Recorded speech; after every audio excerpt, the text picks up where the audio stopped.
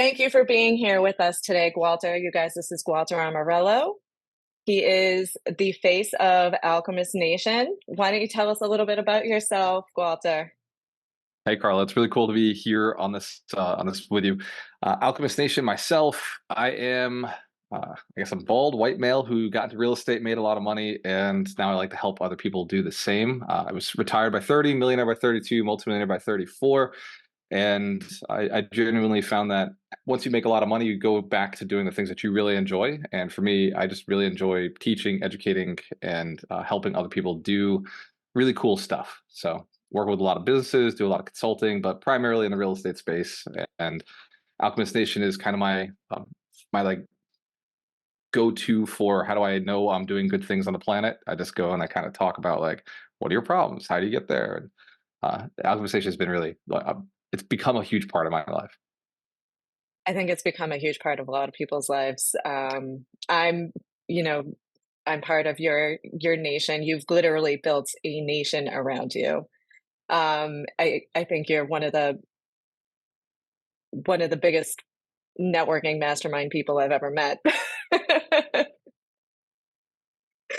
A lot of that comes from being lonely. Like really, me and Ron, when we were rising up as real estate investors, he and I, we were just like, man, like I wish there was somebody we could talk to. Like I'd like to kind of go to a different event.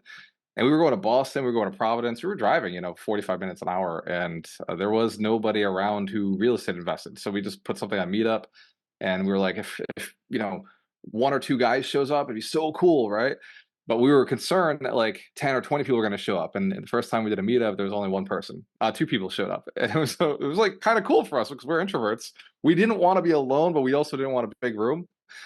And it became really cool. We're like, hey, what do you do? What do you do? What do you do? And eventually they were like, well, what do you do? And we were like, oh, well, I have, 22 units. Me and my partner, we did this together. And like, how did you do it? That's kind of how this whole thing started. Was we were lonely and we wanted to be around like-minded people who were buying real estate, who knew the market from our area. And yeah, so it's very interesting to be called a master of networking or really good at networking because like we would not have said that about ourselves. It's so funny. So you um, tell us about how tell us about Alchemist Nation and how it has grown into the networking hub for so many real estate investors right now. Yeah, so Alchemist Nation is interesting because the people who come into the community are not always rich and successful. Like a lot of them are actually entrepreneurs, real estate agents, investors. They can be mortgage lenders and attorneys, financial planners. That's like the biggest group would be real estate professionals who kind of touch the business in some level. And it really started to take off when we started bringing in people who could actually monetize the relationships. When we started bringing in realtors and asking them to lead groups, because a realtor in a real estate investor community can actually help people go and buy real estate, right? For them, it's like, wow, like all these people actually need my service instead of going to calling your friends and be like, hey, do you want to buy a house? You want to buy a house? And they're all like, I already bought a house, or my aunt's a realtor, or like so you go through all this like prospecting, as brokers would call it. And so that's what really grew us. Is we just said, hey, realtor, would you run a local event? We got a bunch of people who want to show up. Could you run a local event for us? And now we've got these really like yourself. You're a powerful realtor who works with all these real estate investors and helps them buy real estate, right? You evaluate deals, you take them out the Mhm. properties, you put things under agreement, you do all the negotiations, all the stuff that real estate investors need. So that really helped us scale out and bring like a whole lot more people to the events. Was because an event without a leader is just kind of like dating online. It's like you go out there and you don't know what's going to show up, or there's no structure to it. It's like, hey, do you like real estate too? But with a leader, it's like there's topics, there's people that you can talk to, there's structure to the meeting, there's networking, circles. So it becomes a much better, more interesting event. And then with a leader in place, like people get reminded of what's happening next. People get, if the event changes location. So that really exploded the network itself, the community. But I think that one of the things we do well is a lot of the online training we don't really charge for, or we didn't charge for a long time. We just said, look, here's everything, right? Here's everything in this one spot. And We got a bunch of millionaires to go and donate courses to the cause. Right. So we got these millionaires to go and record videos and teach like how to buy real estate, how to do taxes, how to do syndications, how to do multifamily. And we got them to upload it because, the idea was pay it forward, right? 100 millionaires Mhm, inspire to build 100 millionaires. Like this idea of rich people just teaching how they got there. And so that also helped the online training, that platform, the ability mhm. to connect with people. It's really taken on a mind of its own as the leaders start building their own groups, and they're like, oh, these people really want to learn more about how to buy houses off market, or these people really want to learn how to buy houses creative financing, or they're looking to learn how they can use their 401ks. And so, like the leaders in a local area may be teaching different things than somewhere in Texas or in Boston. So it's really starting to develop around each local community, which I think is the whole point. Networking and connecting with people. It comes from a place of servitude, like you want to help others do well. But like you see in your group, right? Your group is reaching out to these entrepreneurs and saying, "Hey, you want to buy real estate? Like, here's how it's done. Nice and simple, clean path. And if you're in business, here's how you connect. Here's how you build relationships." Like we didn't expect people teaching each other how to have conversations, which is like mind blowing how important it is. Because as an introvert, I had to learn it all myself. I had to go and I didn't learn myself. I spent a lot of money learning how to network, like learning how to have a conversation with somebody and not just throw business cards at them, right? So Right, I and say that's Alchemist Nation. It's growth. Yeah, go ahead. yeah, Sorry. no, um, I found myself in the same boat. I used to work in law enforcement for a long time, so it's like I'm only saying precisely what I need at that moment when I'm working in law enforcement. Like I'm not trying to build a relationship with the dispatcher or the other guy. I mean, I still joke around with my friends, my dad. I'm like, yeah, receive 10-4. Uh, you know, so I've been spending the past few years really learning how to actually communicate with people because I've been so displaced from, you know, developing, like, I haven't developed any meaningful relationships outside of, my friends and my friends who understand me and my family. So it's an ongoing, it's an ongoing, or I think it's part of my lifelong learning, to tell you the truth. But I completely understand.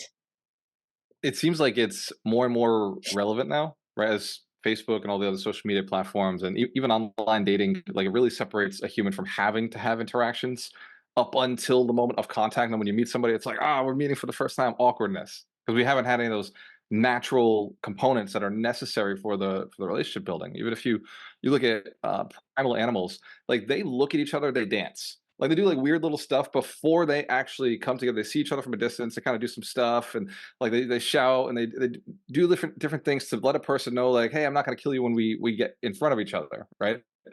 So I think that this skill set is now becoming necessary, whereas in the past it was just kind of natural. Like you saw a person, you looked at it from a distance, you gave them the head nod, you pointed something out about their clothes, and like 2 or 3 weeks later you're actually having conversations, right? You saw them every day on the street and eventually you go out to lunch. Now it's like a hard introduction to a person immediately. What do you say? What do you do? We don't know if we have anything in common. So having local meetup groups that are about a specific topic kind of breaks the ice. It's like, hey, we're all here for real estate, for instance, or we're all here for business. We're all here for networking. So the structure allows us to kind of connect with each other. Your experience is, even though it may feel very personal, it's very very common, and a lot of people in the world are actually suffering more so than, let's call it, a decade or two ago, before the internet, before all these social platforms. So it's really cool what you're doing here, because it's we're all suffering from it on some level. Now you mentioned, the dancing and the head nods. Now you being from Fall River, Massachusetts, and I mentioned, um, I've had a couple companies in the past, and one of them was called Salted, and I mentioned that, up in Massachusetts, we're a bit more salty than the rest of the country. How do you find, you know, your your upbringing in this kind of environment, plays a role in your type of networking? I have had to adapt. So I live in the South now. So now I live in Florida, and I have had to adapt. One of the things that you use to build relationships in New England is the F word. Like that is how you know a person is cool, right? Like if they can't swear when you don't do business with them, it's kind of the mentality. And all my mentors were these rough, gruff real estate investors, right? Contractors, plumbers, electricians. Like their mouth is in the gutter, their mindset's in the gutter, and if you can't connect with them on that level, just like, dude, this guy's a cop or something. He's not a cop, but he's probably he's shady, right? He's just not gonna do business in a moral, ethical way, or it's not gonna be fun. Whereas in the South, I've noticed that I have to I actually have to talk more about my own personal religion, my own personal spiritual beliefs as like a first introduction. And if I swear, it puts an immediate distaste in their mouth. So I have found a lot of personal development over the years of networking. Also, a pro tip that I found from everybody, like for all of the stuff I've done over the years, is ask a person about themselves first and only talk about yourself if ever like asked. And so I know a lot of people go to networking groups and they're just like, okay, like what am I going to tell people about me? What am I going to tell people about me? And the secret really is don't tell them anything about you. Right? The person who speaks the least is the most mysterious and the most interesting and the most liked. The person who doesn't say anything in those networking events is literally the person everybody's like, they were so cool. Yeah, they're a real estate investor. Or they buy multifamily in Fall River. This is all people know about me in Fall River or in Boston. Everywhere I go is that I buy real estate in Fall River. I buy multifamilies because that's all I get to say. I'm just like, yeah, multifamily, Fall River. Just right back to asking questions like, tell me about you.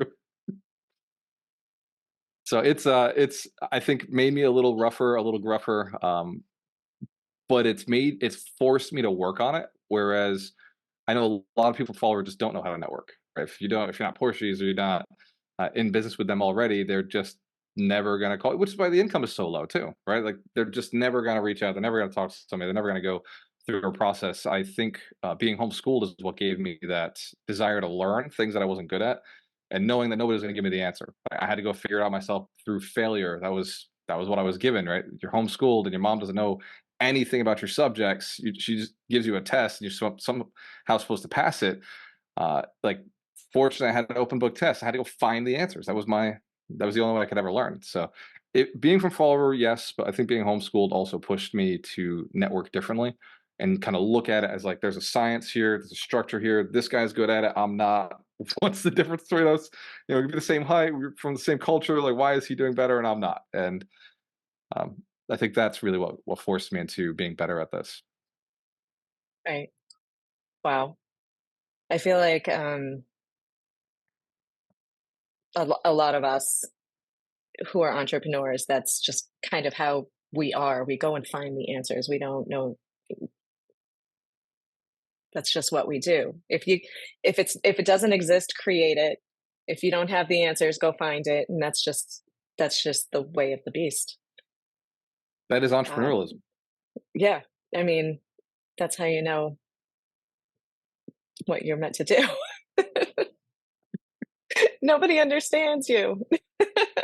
Yeah, nobody wrote the book for entrepreneurship. I mean, there's a lot of books, right? There's a lot of books, and Right, all the books, talk about you need to have a network, you need to sell, you need to call to action, CTA, marketing, bottom line, finances, get it right. Like all the books talk about the stuff, but they don't say specifically, here's how you build an actual relationship with a person who would likely mhm, do business with you. And by the way, isn't that the whole point of business? Is like just build relationships with people who would actually do business with you, and uh, then show up, right? Like just keep showing right, up with people who would do business with you and right, communicate with them in a way that gets the relationship going. right.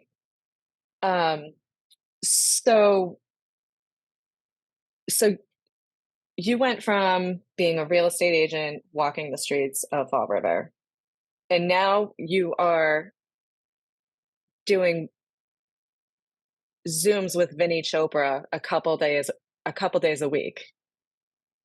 So tell us the how that emerged. How you went from walking the streets of Fall River, talking to old Portuguese ladies, and now you're tight with billionaire, amazing Vinny Chopra. So everybody's journey is going to be harder than you think, and it'll be easier than you think. I think is the I never expected to be hanging out with billionaires. I never thought one of my mentors would be a billionaire. I really just wanted to be a millionaire. That was really, really all I was focused on. And when I went through my divorce, I really just wanted to be worth something. Like at that point, I was like, fuck millionaire. I need to prove to myself that I'm worth something. And so walking the streets of Fall River, like talking to the old ladies, was just, I wanted to learn about my culture. I wanted to learn where I came from. And I wanted to sell a lot of real estate. And to be worth something, I knew I had to be a top agent. I knew I had to sell real estate, and in order to one day retire and be able to take care of my family, I knew I had to own real estate. So I was trying to tie as many things as I possibly could together. So I was only working with multifamilies. I was only working in Fall River, and when I got into their houses, I targeted people who are older so I could like learn from them. And also, there's a likelihood that they were going to sell at a discount because they had houses paid off.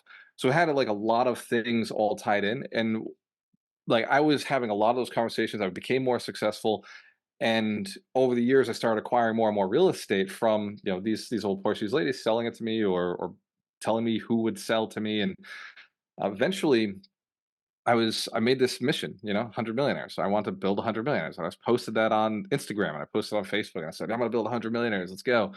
And about 2 years ago, Vinny Chopra sends me a message. Now, what's interesting is I had written on my board. I was at this event called 10X, and met this guy, Ken Joslin. He said, there's three things, I'm going to pour. He's like, you need five people that you pour all three of these things into, all of your treasury, your, I can't remember what the other ones. It's like your time, energy. Oh, time, money is treasury. And the other one was like your energy or something. It was like three T's. I can't remember what they are. But anybody who's in the Christian faith would totally get it, and it's embarrassing that I'm forgetting it right now. But basically, it was like I'm gonna put all of my energy into these five relationships, because the five relationships that'll change your life. And I wrote down on this board these five names. I wrote them down. I said, okay, these five are the ones who are like way ahead of me. I should go serve them. And Vinny Chopra was number one on the list, and it was also the one I believed the least that would ever happen. But I put it down there, and I would look at it over every day. I'd look over there and I'd see it. And one day, this guy, Vinny Chopra, this Instagram account messages me and said, hey, I'd like to have you on my podcast. I love this 100 millionaires thing. I'd love to have you on my podcast. And I'm thinking, this is a fake account. Like, Yeah. okay, yeah, sure. I'll jump on your podcast. That sounds great. I'm thinking this is some sort of scam. I'm going to get there. Vinny's not going to be there. And they're going to be trying to sell me, marketing on Instagram or something. So he I missed the call. Like I really didn't even think it was him, but I was like, just in case, I'll show up, whatever. uh the day comes to show up, I sleep in, I don't make the call. I send an email. I'm like, oh man, I'm so sorry, like I'll have you on my podcast. So I have him on the Alchemy podcast, and he shows up and it's him. And I'm like, what? I'm like, it's actually really true. One, I blew him off on his own podcast, which would have been a great opportunity for me. And two, uh, like I don't know how he found me, but I've been thinking about him and reading his books and following him for months now. And out of nowhere, he messaged me. So it made me realize like the law of attraction is absolutely crazy. I should have started doing this stuff sooner. And then we jumped on the podcast. He was like, "Man, I want to have you on my podcast." So I jump on his podcast, and afterwards he says we should do a weekly call. Like you and I just will call it Abundance Thursdays. We just jump on together and we do this call every week.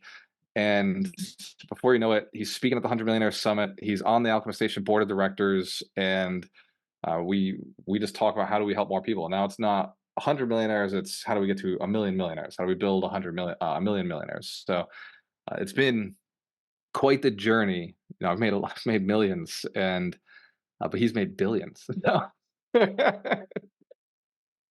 yeah, it was not a short journey, right? I've been investing in real estate for 14 years, 15 years, but from the point of deciding to start coaching and helping people, it's been that was 2018. We started that, and from that point to now partnering up with Vinny, that was 3 years, right? We've been doing this about 5 years, but it was the last 2 years I've been doing it with him. So very cool. It's it really is, and I feel like both your story and his story, they they are like great examples of the law of reciprocity. It's I mean, that is one of the cornerstones of networking is add value, be generous, and that's exactly what you guys are doing, and look at you. It's wonderful. It's very cool. So the deal we just locked down 128 units in Mississippi, and we'll probably have this closed by the time millions of people see this recording, but that deal was only brought to me because I did some coaching for some people and they brought it to me. And now the financing for that deal only happened because of Alchemist Nation. I showed up to a couple events, I did some speaking, and people find out worth like, hey, we'd like to invest with you. So it really is about giving, giving, giving, giving, and then eventually the people you've given to are like, hey, here's a thing that I can't do anything with, but it seems like you might be interested in. Can you do something with it? It's not like people are you know just giving all the time, but like you give, and eventually they kind of store in the back of their head, like if you delivered actual value to them, they store this kind of, okay, if I ever come across this, I'll pass it along. Law of reciprocity is insane at this point. Like you give so much, you use social media and use local events, and it really can scale out where it's like you're almost like these processing all these opportunities coming in, and it's just like, okay, like I almost need an assistant to just process great opportunities, which is a really, really good place to be. So Yeah. give regardless. Like you never know Right. like what'll come, but give anyway. Right. I think I know about 4 people personally who have reached out to you saying, "I have this deal for you." And it's like people are quite literally banging on your door to do deals with you. It's amazing. Blessed, blessed. And I mean, and that's the whole point. That's business. It's not it's not like, "Oh, I did a deal with this guy." It's like, "I grew my business because of this guy." It's wonderful. Thank you. That is why we do what we do. It's It's I live for testimonials. I say that all the time. I love testimonials. I love good reviews. So if I've done anything good for you, it's like, hey, go, leave a testimonial, leave a review somewhere. That way, the next person who reads is like, okay, this person's like me, and it worked for them. Excellent. I should give this real estate thing a try. Maybe I can be a multifamily investor. Maybe I can retire. Maybe I don't have to work this job I hate forever. I mean, don't quit your job, right? But it doesn't have to be forever. right. So and it just goes to show you it takes time. You can't just see the results of networking overnight. It's taken you 14 years to get from walking the streets and doing real estate deals to building what you have built. But you've put the time in, you've put the effort in, you've researched how to create these relationships, how to build on them, and you've mastered it, man.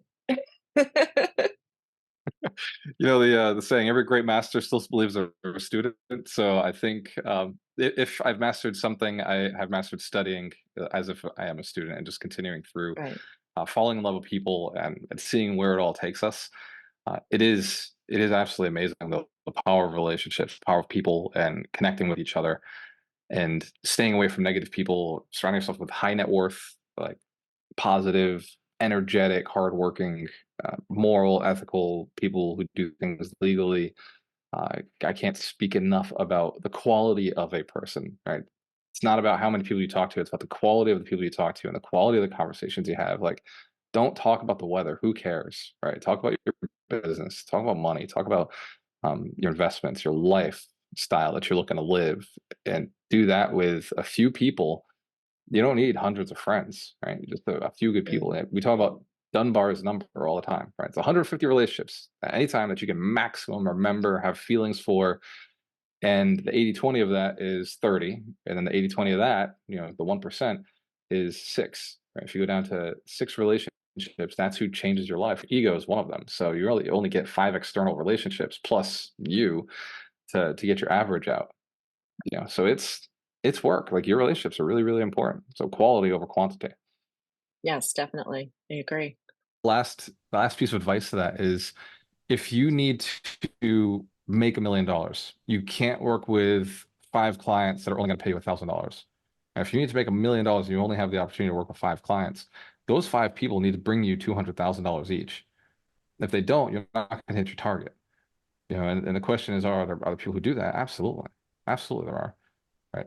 As a realtor, there are clients that you can go work with that pay $250,000. Whether or not it's one transaction, that client may have access to 20, 30 closings for you. So that one relationship brought you all those other closings, brought you all those other opportunities.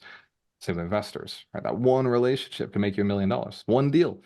Right? Ron and I did a deal in 2019, made us $1.5 million that year but over the last 4 years, it's made us an additional $1.5 million just from holding it. So that still was based on one relationship. One relationship brought us the deal. So you cannot underestimate the power of a strong, good quality relationship in the direct with a person who's going in the same direction as you. Which is why all the millionaires I interviewed on the podcast state that your spouse is your number one most important investment. That it's one thing they all had in common was get a mentor and be careful with your spouse. Like that's the biggest asset you possibly can surround yourself with. That's some great advice. I like that a lot. So, before we head out, I want to ask you what, if you could share your number one networking hack, what would that be? Okay. So my number one networking hack is I do not use business cards. And if somebody offers me a business card, I say, "Oh, thank you. This is a really nice business card, but I want to make sure that I talk to you again. So let's actually build connections here. So I'm going to text you." And what I'll do is I'll take my phone out, I'll open the texting screen, I'll just ask them to put their number at the top, and I just hand the phone to them. I let them type their number in. They then send me a message, in which case I automatically respond back, "Hey, let's book a call for next week." And I send them my name and I ask, "What's your name?" And that hack allows me to get in front of 10, 20 people in a night. Um, Whereas before it was maybe two or three and I never got their numbers. I got these business cards I never did anything with. So best hack ever is collect contacts and automatically text them like right away. That's great. I like that a lot. I like that better than I have my QR code on my phone screen. And then it's like that's how you get lost. I like Yeah, to those take their linked business apps. cards. Yeah. I like to take their business cards so I remember to reach out to them, but I like to give them my QR code because it's just easier. But then As long I as realize I get lost. they get lost, they never contact you. Like I've noticed it when I was doing these network events. I still get it, right? I'll go and these guys will be like, "Oh, use my QR code." I'm like, "Bro, like F, like how am I supposed to?"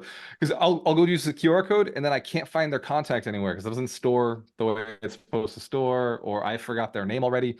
And I'm like looking, there's no like order of like this person was just dropped in, like it just their name just goes wherever it's supposed to go, but I've already forgotten their name. Hmm. So sometimes these apps will like have the number right there. So I try to copy and paste it, and then I do the same thing, just send a text right away. So we're actually in an engagement. But yeah, it's it's it's magic. But just send a text, just start the conversation, then you pick it up later. That's the That's key. great. Don't just grab contacts. Start the conversation. I love that. And it just drives the point home. You just said it. Start the conversation. That's right. It's Um, not about who knows you. It's about who you know. And well, it's not about who yeah, you know. It's about who knows you and what they know you for. right. So, how can everybody find you if they want to follow up with I you? am easy to find. Facebook's the easiest way to find me to ask questions. Alchemistnation.com is the easiest way to get resources, free resources, or I Build Millionaires is the coaching program we run right now. Every Saturday at 10 a.m., we jump on, we go through one of the 52 wealth principles, and that gives you access to all of Alchemist Nation. And that's probably the easiest way to go is I Build Millionaires. Jump in, train with us, and grow. Yeah, wonderful. And I'll put the Alchemist Nation information on this recording for everybody to check out. Also, you know, I'll put the 52 weeks to wealth and they can all get in touch with you if they need to.